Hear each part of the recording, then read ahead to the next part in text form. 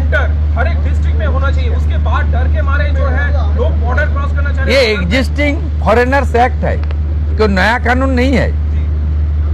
अरे ये लोग चला जाना चाहिए।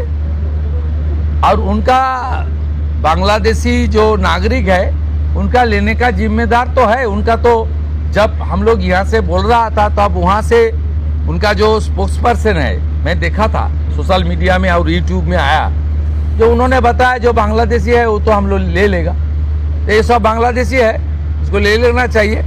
लेकिन ये लोग को, पुलिस को हम लोग बता दिया जेल में भेजने का जरूरत नहीं है। देश के रुपया में खाना खाएगा, कपड़ा देगा, मेडिसिन देगा। एक दामाद है ये लोग। जल्दी जल्दी भागो, जल्दी जल्दी भागो, नहीं तो जो करना है सरकार करेगा।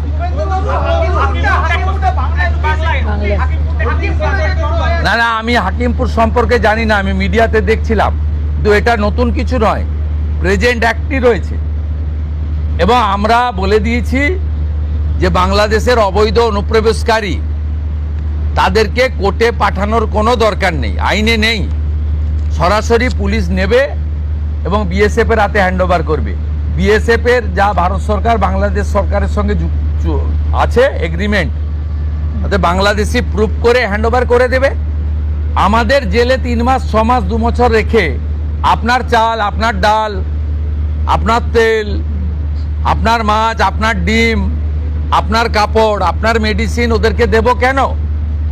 এটা তো ভারতীয়দেরই ক্ষতি হচ্ছে, আমাদের রাজ্যেরই ক্ষতি হচ্ছে।